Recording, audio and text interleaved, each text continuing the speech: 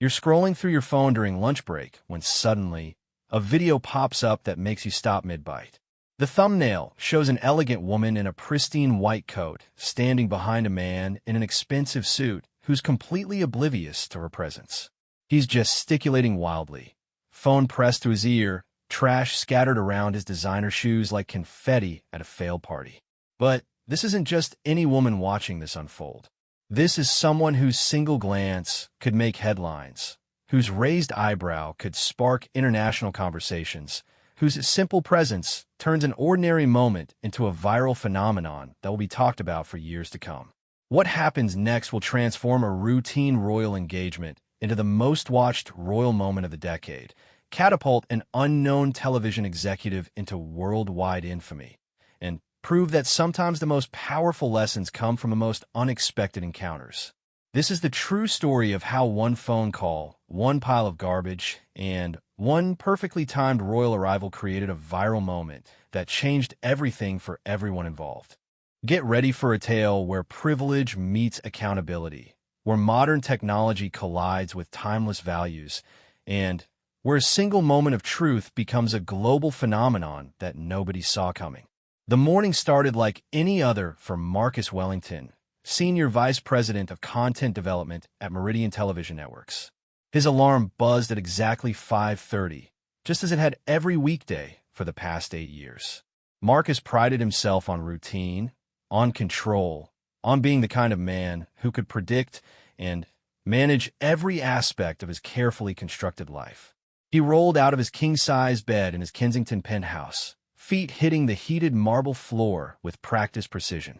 The apartment was a testament to his success. Floor-to-ceiling windows offering panoramic views of Hyde Park, minimalist furniture that cost more than most people's annual salaries, and walls adorned with awards recognizing his contributions to British television programming. Marcus had built his career on understanding audiences, on knowing what people wanted to watch before they knew it themselves. At 38, he was considered a wunderkind in the industry, the man behind 3 of the most successful reality shows in UK television history. His sharp mind and sharper tongue had earned him both respect and fear in equal measure throughout the entertainment world. This particular Tuesday was supposed to be special, not because of any personal milestone or family celebration, mind you. Marcus had little time for such sentimentalities. No, this day was significant because he was scheduled to attend the grand reopening of St. Margaret's Community Center, a facility that Meridian Television had sponsored as part of their corporate social responsibility initiative. The community center renovation had been Marcus's brainchild, though not for entirely altruistic reasons. He had recognized an opportunity to kill multiple birds with one stone, generate positive publicity for the network, secure valuable tax benefits, and create potential filming locations for future projects. The fact that the center served underprivileged families in East London was, in Marcus's mind, simply a happy coincidence.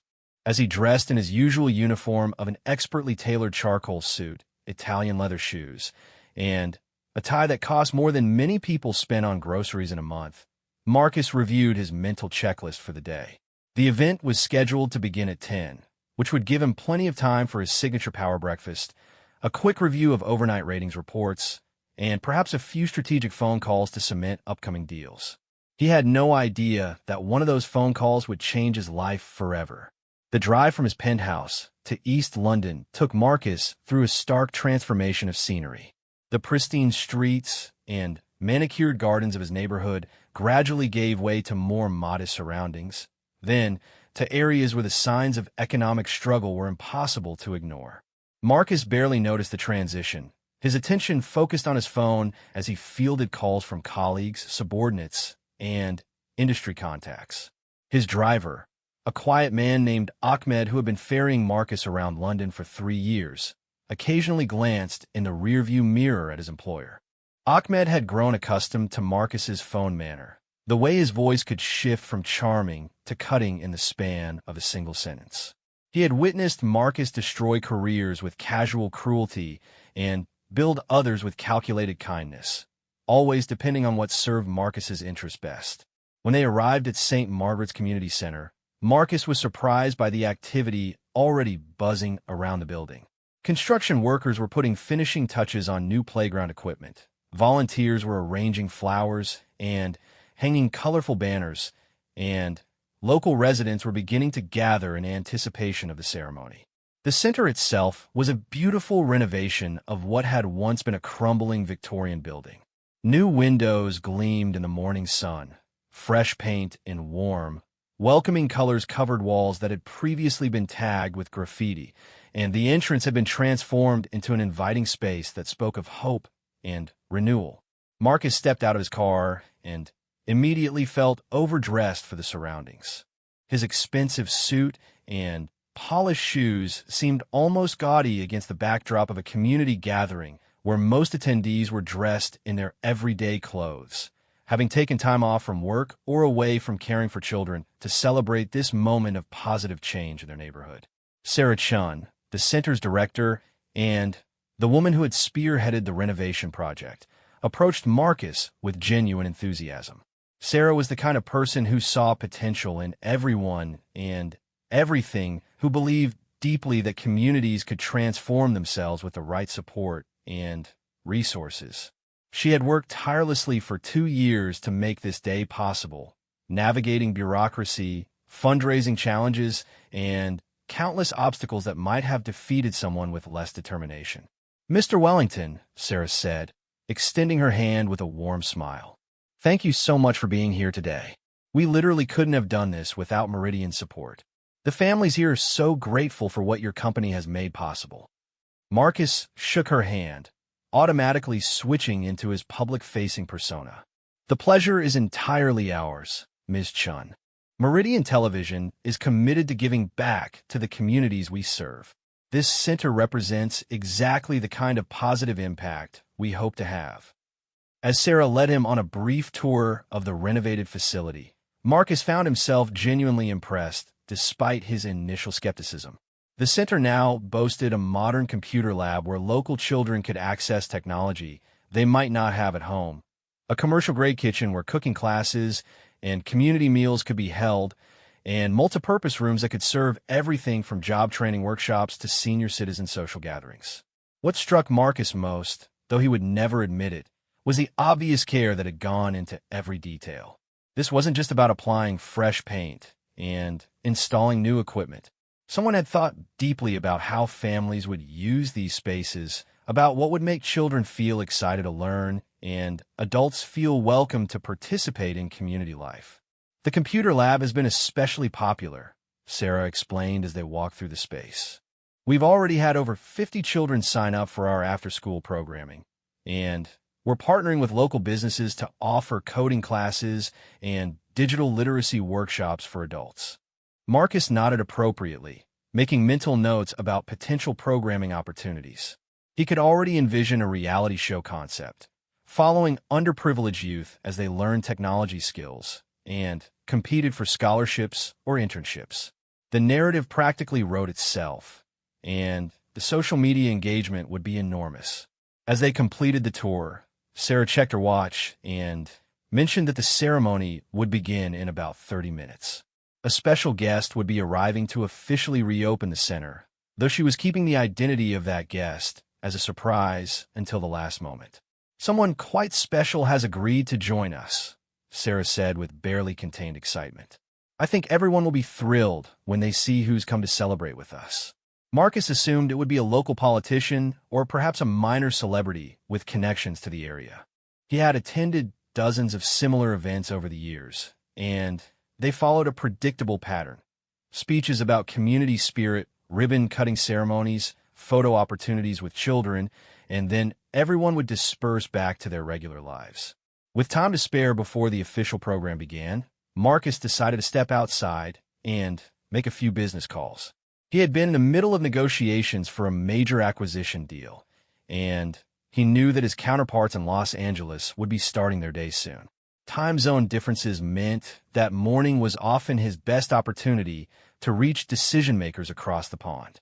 He found a relatively quiet spot near the side of the building, away from the growing crowd, but still within the general vicinity of the event. The area was clean and well-maintained, part of the overall renovation that had transformed not just the building, but the surrounding grounds as well. Marcus pulled out his phone and dialed the first number on his list.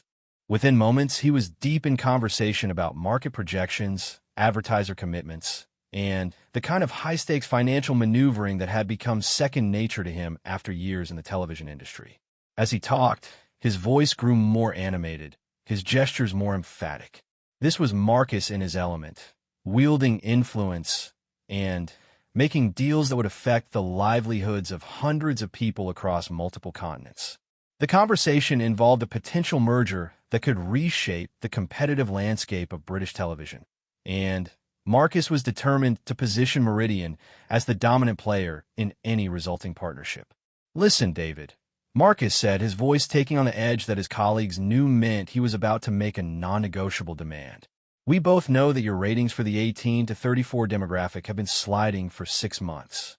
Meridian's programming consistently outperforms your content in that space, and any merger discussion has to reflect that reality." He began pacing as he spoke, a habit that helped him think and also served to intimidate people during in-person negotiations. His Italian leather shoes clicked against the pavement with each step, creating a rhythm that matched his increasingly aggressive negotiating stance. "I don't care what your board thinks they're worth," Marcus continued, his voice rising slightly. "Market valuation is about future earning potential, not past glory. And frankly, your future earning potential depends entirely on whether you're smart enough to recognize what Meridian brings to the table." As Marcus became more engrossed in the conversation, he began absently kicking at small pieces of debris on the ground. Someone had apparently dropped food wrappers earlier in the morning, probably for breakfast eaten by one of the construction workers or volunteers. Without thinking, Marcus's expensive shoe sent a crumpled napkin skittering across the pavement. The action felt oddly satisfying, a physical release for the mental energy he was expending on the negotiation. He kicked at another wrapper, then a small plastic bottle that someone had left behind. With each kick, his voice grew more forceful, his demands more specific, his timeline for a decision more aggressive. "David, I'm going to be very clear with you," Marcus said, giving a larger piece of trash a particularly emphatic kick. "We want this deal closed by the end of the week. Not next week, not next month. Friday. That gives you exactly 3 business days to convince your people that they need us more than we need them." The debris began to scatter around Marcus's feet as he continued his pacing and kicking routine. He was completely absorbed in the phone call, oblivious to the fact that he was creating a small circle of litter around himself.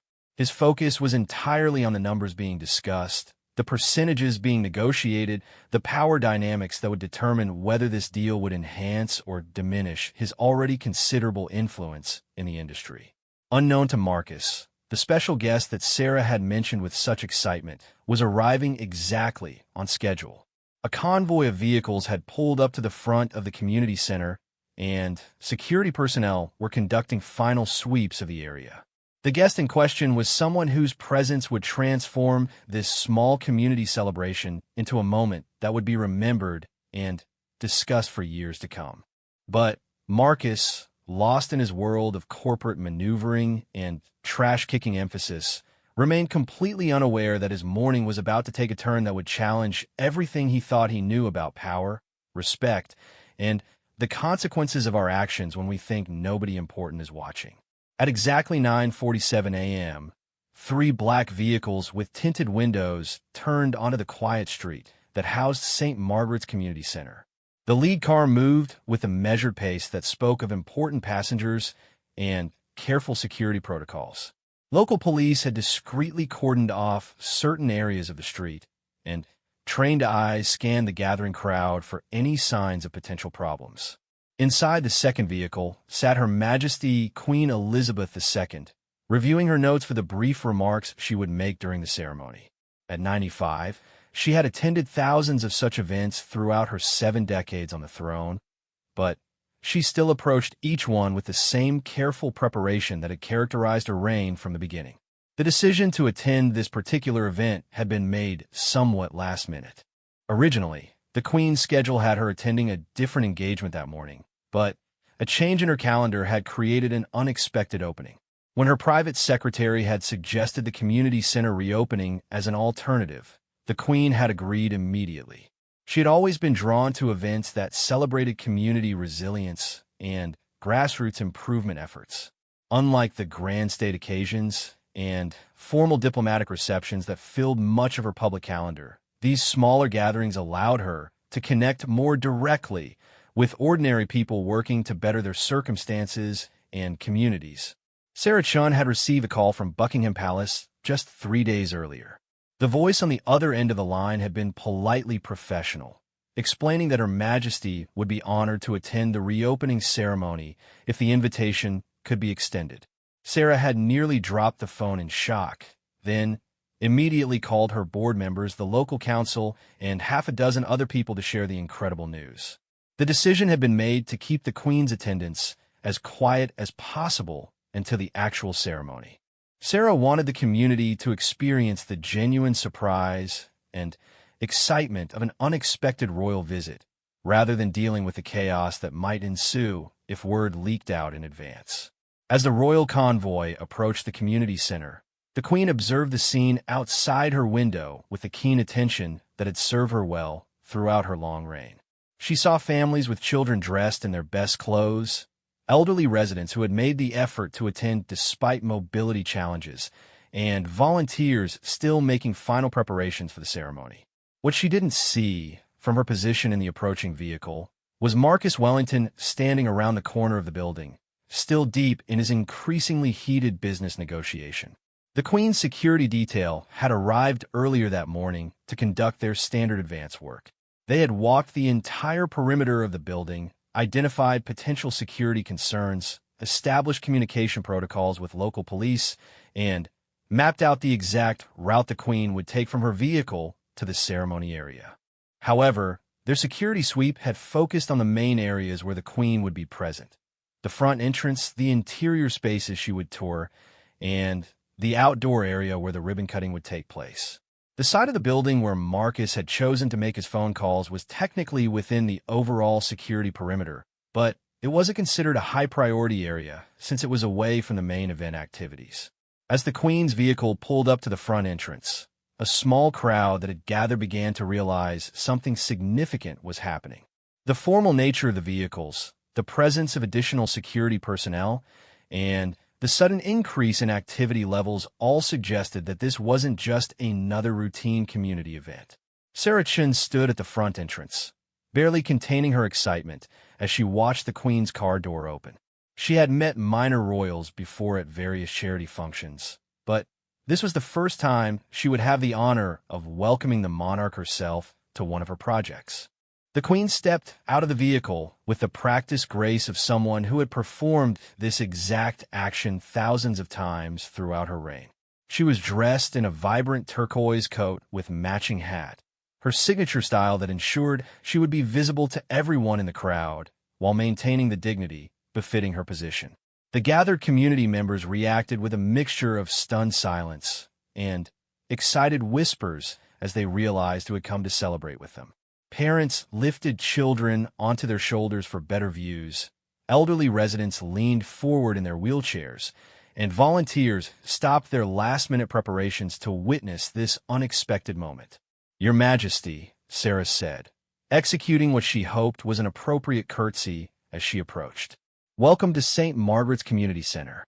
We are so honored by your presence here today." The Queen smiled with genuine warmth. "The honor is mine, Ms. Chun. I've heard wonderful things about the work you've done here and the difference this center will make in the community."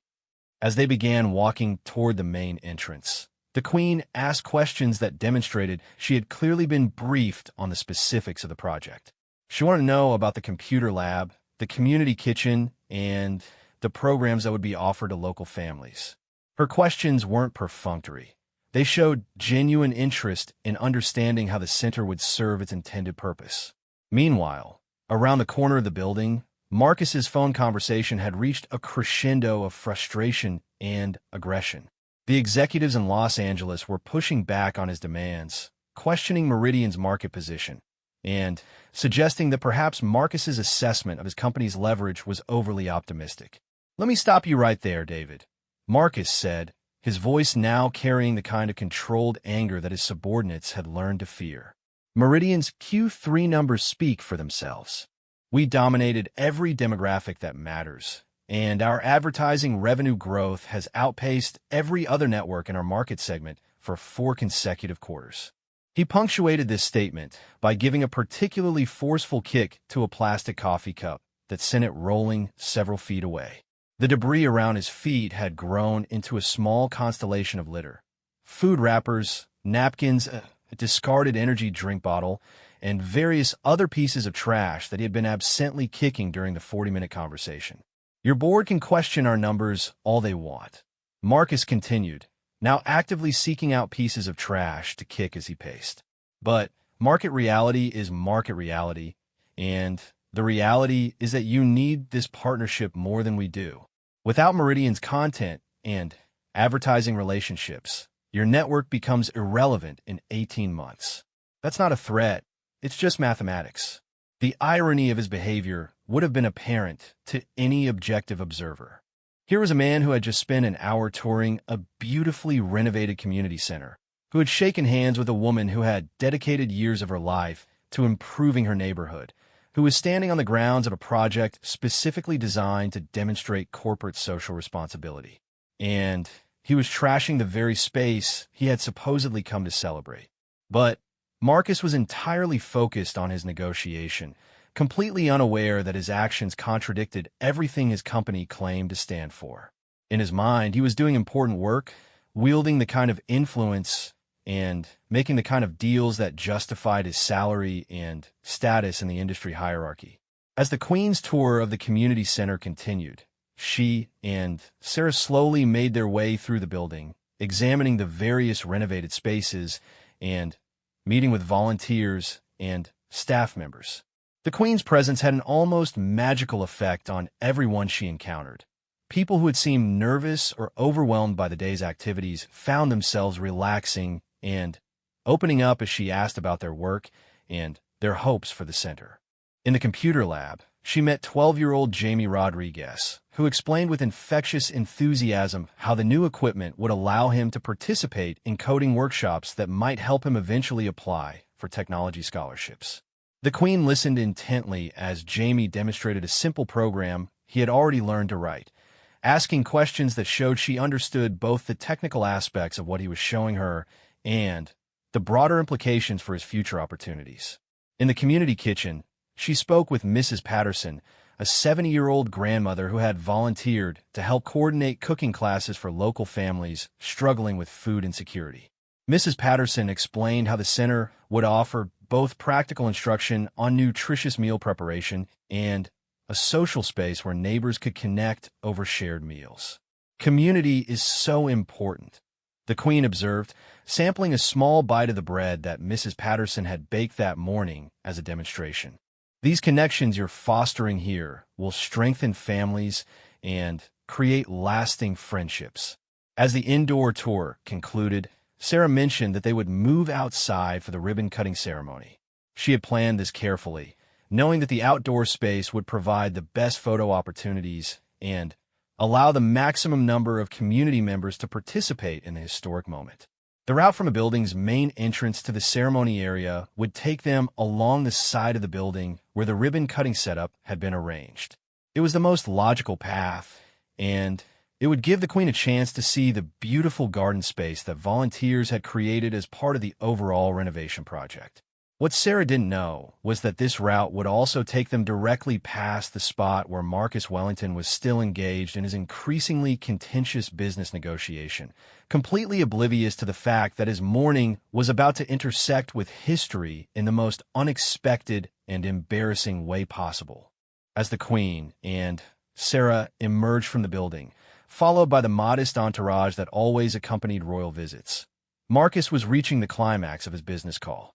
His voice had grown louder with frustration, his gestures more emphatic, and his trash kicking had become an unconscious but regular punctuation to his increasingly demanding negotiating stance.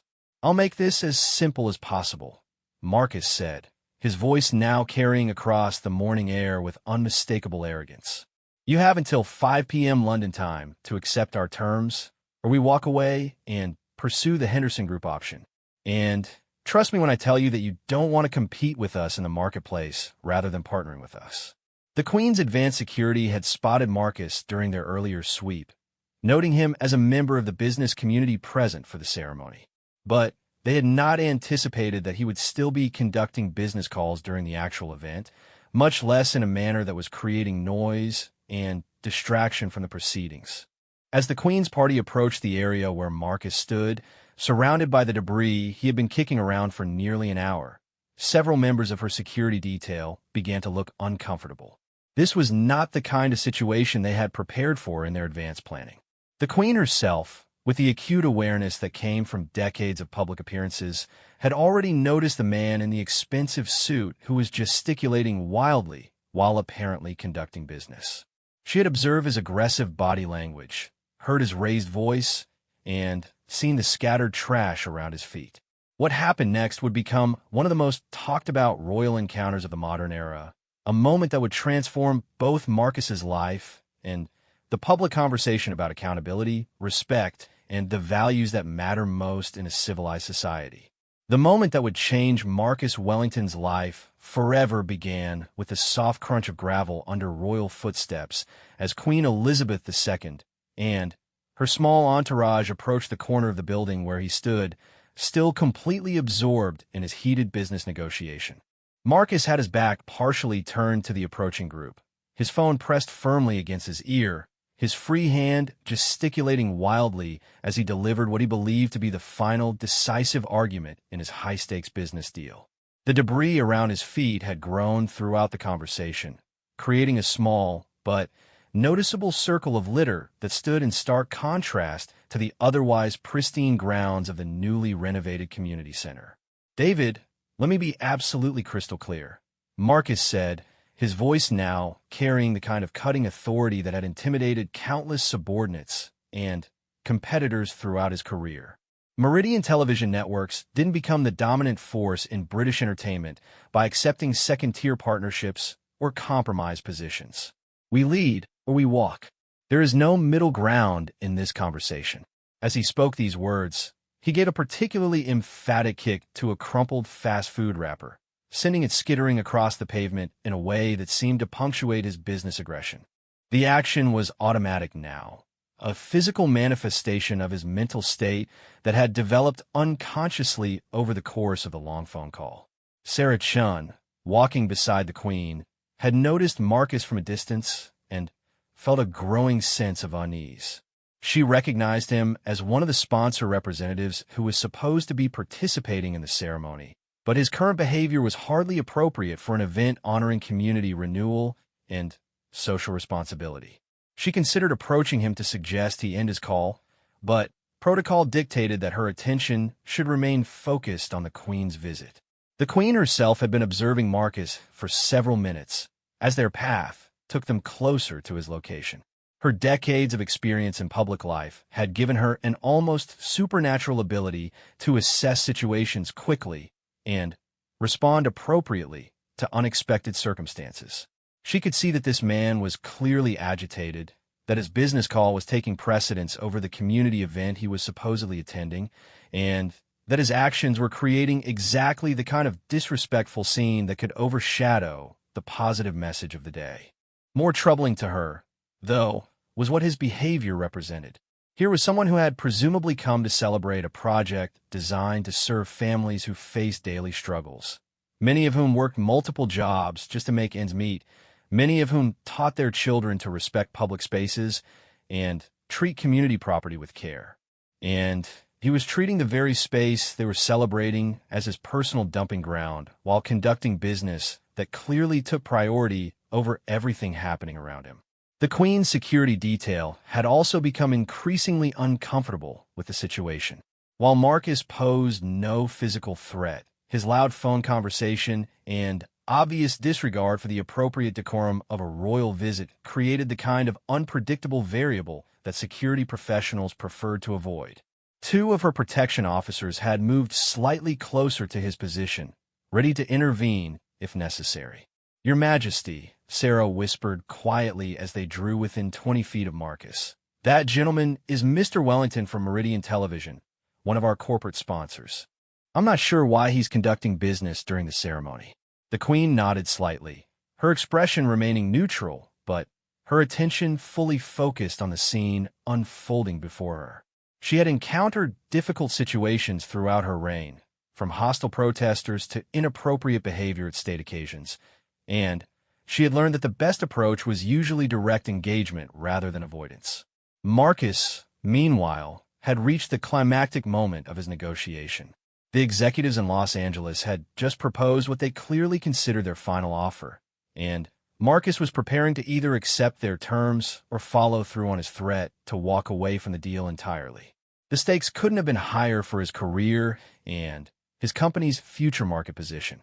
"Listen very carefully, David," Marcus said, his voice rising to a level that could now be heard clearly by everyone in the Queen's approaching party. "What you're proposing isn't a partnership, it's a surrender. Meridian doesn't surrender.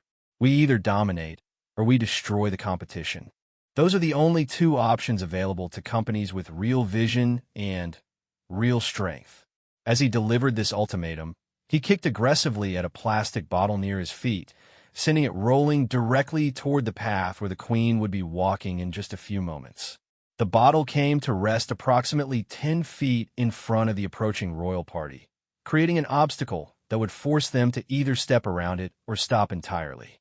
It was at this precise moment that Marcus finally became aware that something had changed in his environment.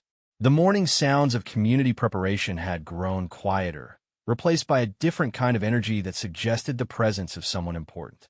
He could sense movement behind him, hear the measured footsteps of multiple people approaching, but he was so deep in his business negotiations that he assumed it was probably just event organizers preparing for the ceremony.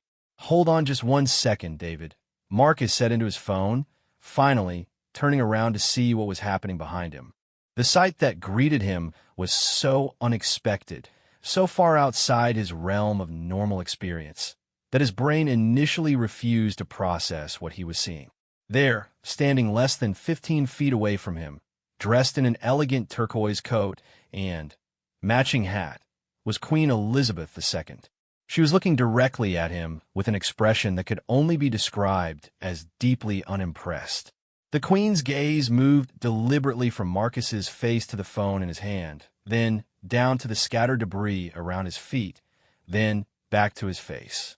In those few seconds of silent assessment, she managed to convey more disapproval than most people could express with a lengthy speech. Marcus felt his mouth go dry, and his heart began to race as the full magnitude of the situation hit him. He was standing in front of the British monarch, surrounded by trash that he had been kicking around during a business call, having just loudly declared his company's intention to destroy the competition, within earshot of a woman who represented everything dignified and proper about British society. I'll call you back," Marcus stammered into his phone, ending the call with trembling fingers while trying to figure out the appropriate way to acknowledge the Queen's presence.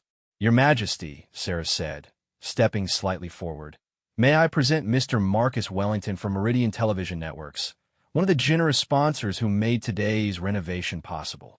The Queen's acknowledgement was minimal, but unmistakably correct. "Mr. Wellington," she said with the kind of polite coolness that could freeze water in July. Marcus attempted what he hoped was an appropriate bow, his mind racing to remember anything he had ever learned about royal protocol. Should he speak first? Wait to be addressed? Apologize for the mess? Pretend the phone call hadn't happened?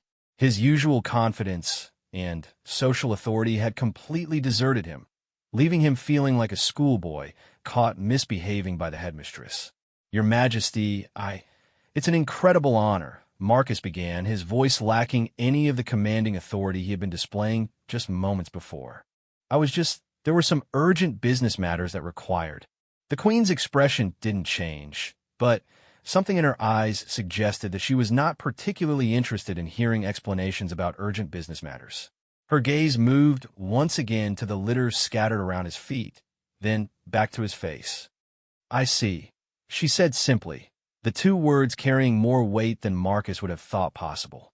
Sarah Chun felt the awkwardness of the moment acutely and tried to move the conversation forward.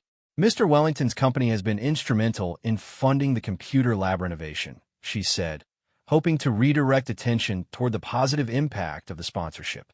How lovely, the Queen replied, though her tone suggested that she was having difficulty reconciling the generous corporate sponsor with a man who had just been loudly conducting aggressive business while treating the community center grounds as his personal trash receptacle. Marcus realized that he needed to address the obvious problem, but he wasn't sure how to do it gracefully. The trash around his feet wasn't going to disappear on its own, and pretending it wasn't there would only make the situation more awkward. "I apologize, Your Majesty," he said, beginning to bend down to collect some of the scattered debris. "I was making some business calls, and I'm afraid I got a bit distracted." The Queen watched as Marcus awkwardly began gathering up the litter he had created, his expensive suit and polished shoes looking increasingly ridiculous as he scrambled around picking up food wrappers and empty bottles. The contrast between his obvious wealth and status and his current undignified position was impossible to ignore. "Business calls," the Queen repeated thoughtfully. During a community celebration, there was no judgment in her voice, but somehow that made her words even more devastating than any angry lecture would have been. She was simply stating facts, allowing the absurdity of the situation to speak for itself. Marcus straightened up with his arms full of trash, unsure what to do with it, and feeling more foolish by the second. "Yes, Your Majesty. Sometimes the demands of commerce don't align perfectly with other obligations." The Queen looked at him for a long moment, her expression unreadable. Then she looked at the trash in his arms, then at Sarah Chun, then back at Marcus.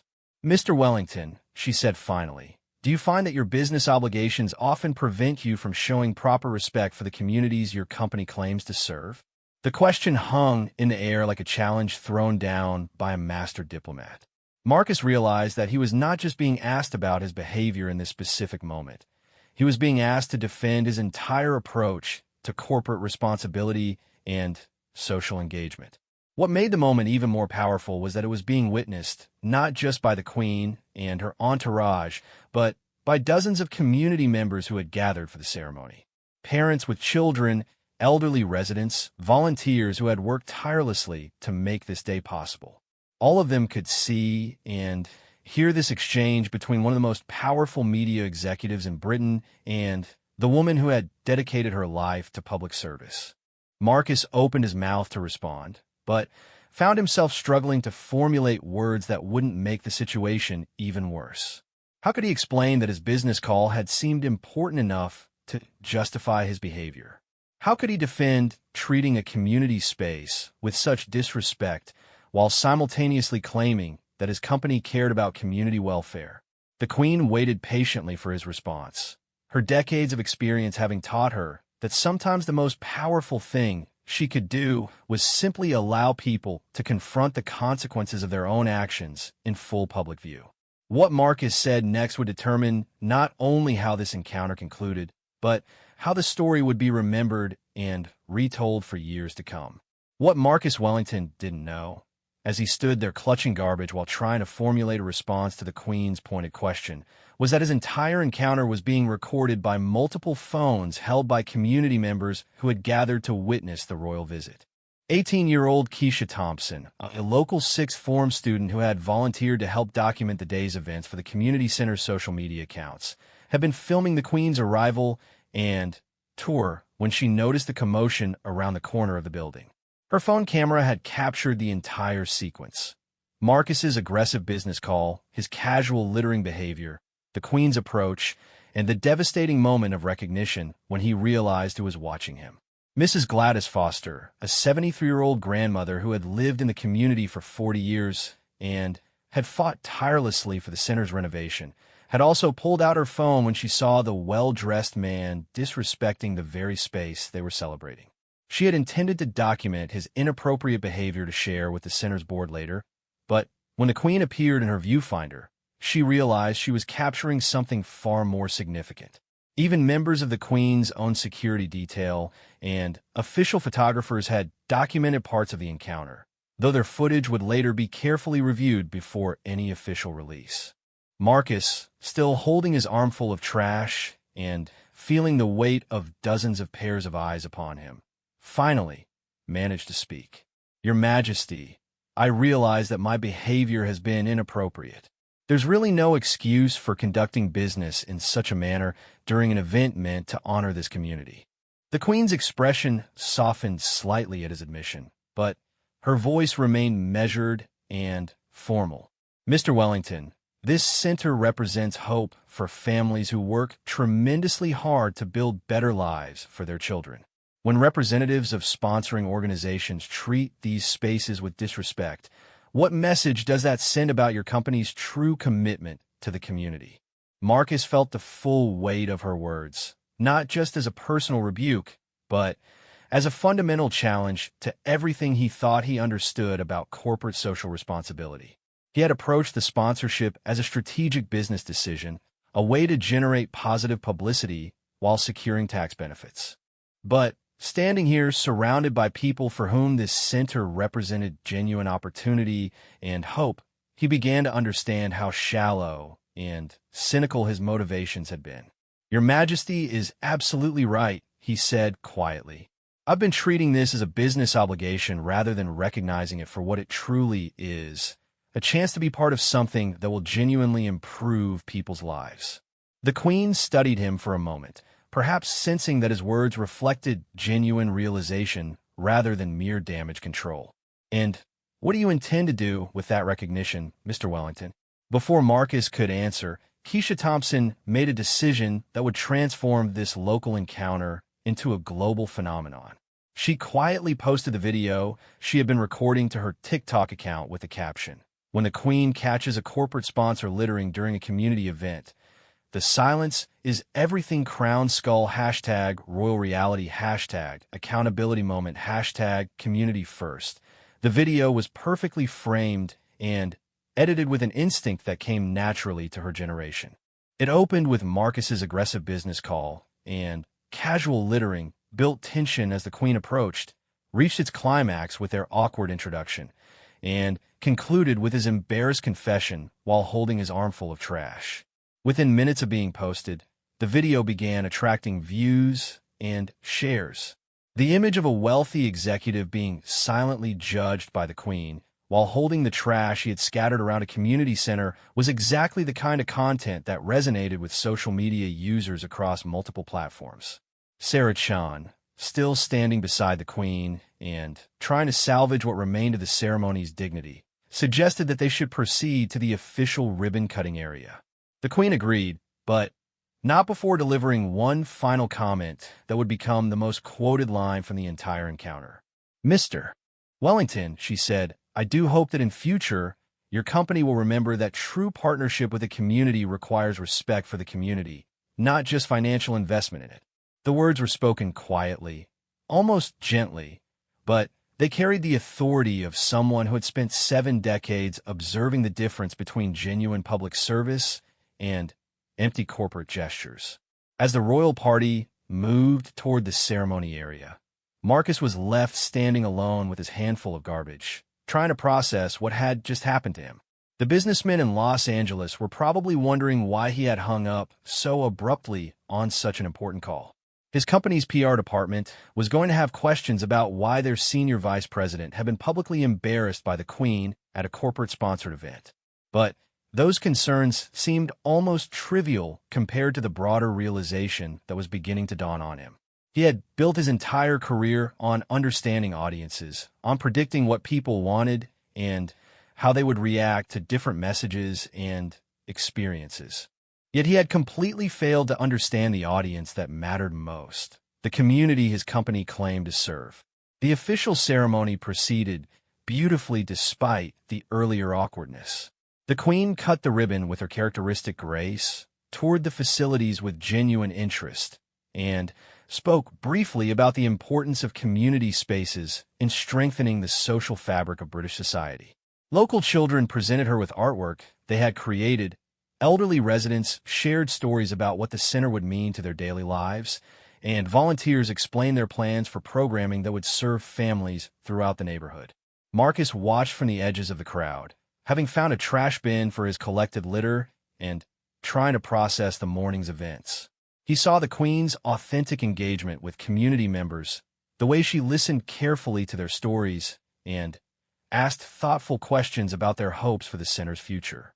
He observed the obvious pride that Sarah Chun and her team felt in their work and the genuine gratitude expressed by local families who would benefit from the center's programs. For the first time in years, Marcus found himself thinking about the actual impact of his business decisions rather than just their strategic value. How many community programs had Meridian supported over the years? What had become of those investments? Had they generated the positive changes they were supposed to create, or had they simply served as corporate tax write-offs and public relations opportunities? Meanwhile, Keisha Thompson's video was beginning to explode across social media platforms. The original TikTok had been shared to Twitter, where it was retweeted thousands of times with commentary ranging from humorous memes to serious discussions about corporate accountability. Someone had reposted it to Instagram with added context about the community center project. It had been uploaded to YouTube with a title that made it sound like a reality TV show. Queen Elizabeth confronts rude businessman at community event. The hashtag royal reality began trending as users shared their own stories about encounters with entitled behavior in public spaces.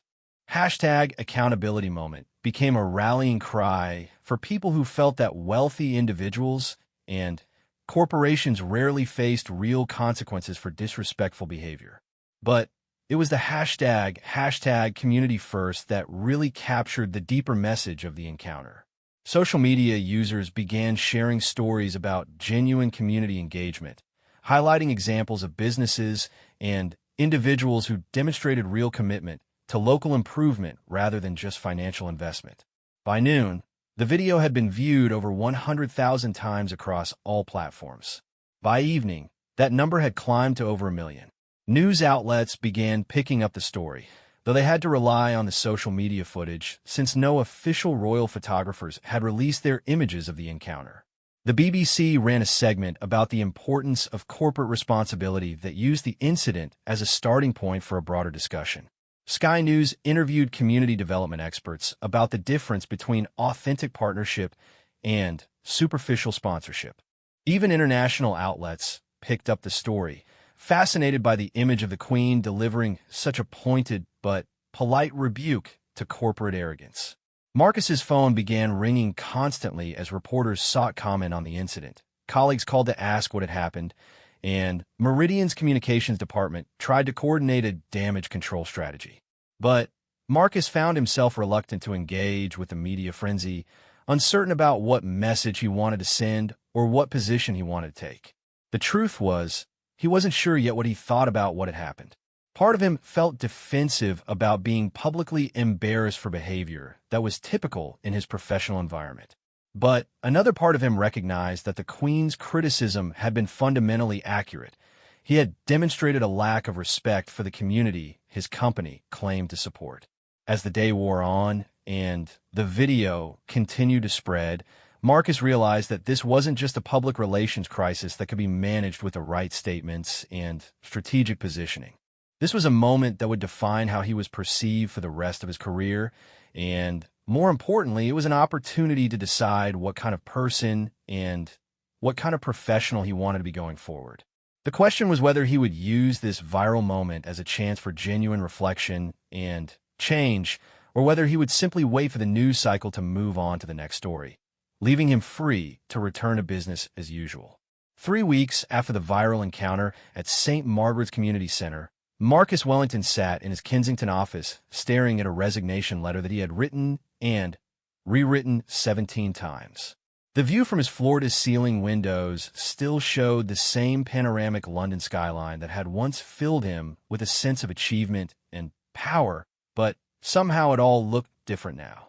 The aftermath of what social media had dubbed the royal reality check had unfolded exactly as Marcus might have predicted if he had been analyzing someone else's public relations disaster. The video had been viewed over 50 million times across all platforms, spawning countless memes, reaction videos, and Think pieces about wealth inequality, corporate responsibility, and the power of social media to hold powerful people accountable. Meridian Television's stock price had dropped 12% in the week following the incident, recovering somewhat as the news cycle moved on, but never quite returning to its previous levels. The board of directors had called an emergency meeting. Investors had expressed concerns about brand reputation, and the company's corporate communications department had worked overtime to craft statements that acknowledged the incident without admitting substantial wrongdoing. Marcus had become an unwitting symbol of corporate arrogance and disconnection from community values. Late-night talk show hosts made jokes about executives who needed royal intervention to learn basic manners. Business school professors used the incident as a case study in what not to do during corporate social responsibility initiatives. The incident had even inspired a satirical musical number on a popular comedy show, complete with dancers dressed as expensive suits kicking around trash, while a Queen impersonator looked on disapprovingly. But the public reaction had been more complex than simple mockery. Many people shared their own stories of encounters with entitled behavior in community spaces, creating a broader conversation about respect, privilege, and accountability. Community organizers pointed to the incident as an example of why corporate sponsorship needed to come with meaningful engagement rather than just financial investment.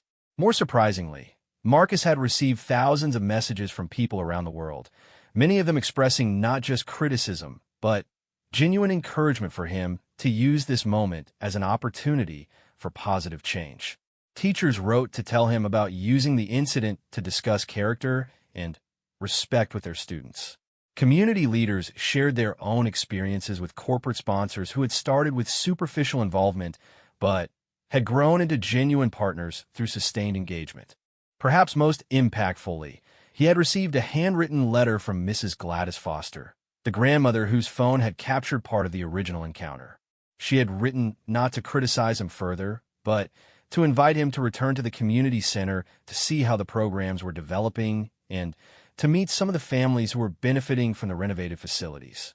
Mr. Wellington, she had written in her careful script, I've lived long enough to know that good people sometimes do thoughtless things, and thoughtless people sometimes become good people when they're given the chance to understand what really matters. The Queen was right that respect matters more than money, but respect can be learned. If you're willing to learn, we're willing to teach. The letter had sitting on Marcus's desk for a week before he finally worked up the courage to call Mrs. Foster and accept her invitation. That visit had changed everything. Walking into the community center 3 weeks after his embarrassing encounter, Marcus had expected to face hostility and judgment from the staff and community members. Instead, he found people who were genuinely eager to share their stories and help him understand what the center meant to their daily lives. Sarah Chun had given him a real tour this time, not the corporate sponsor walkthrough he had received during his first visit, but an honest look at how the programs actually functioned. He met Jamie Rodriguez again, the 12-year-old who had demonstrated his coding skills to the Queen, and learned that Jamie's enthusiasm for technology had inspired 3 of his friends to join the programming classes. He discovered that the computer lab was being used not just for children's classes, but also for adult education workshops that were helping parents develop job skills in an increasingly digital economy. In the community kitchen, he had helped serve lunch to 30 elderly residents who gathered there twice a week, not just for nutritious meals, but for social connection that combated isolation and loneliness. Mrs. Patterson, the volunteer who had impressed the Queen with her bread baking, had put him to work chopping vegetables while explaining how the meal program had become a support network for people facing various challenges. You see, Mr. Wellington, Mrs. Patterson had said as they worked side by side, money can buy equipment and facilities, but community has to be built one relationship at a time. That takes time and attention and genuine care. It takes showing up not just for ribbon cuttings, but for the hard work that happens every ordinary Tuesday. Marcus had spent 6 hours at the center that day, and then found himself returning the following week and the week after that. He had started volunteering with the adult digital literacy classes, discovering that his expertise in media and technology could be genuinely useful in helping people develop skills they needed for employment opportunities. More importantly, he had begun to understand what the Queen had really been trying to tell him during their brief encounter. Corporate social responsibility wasn't about writing checks and attending ceremonial events.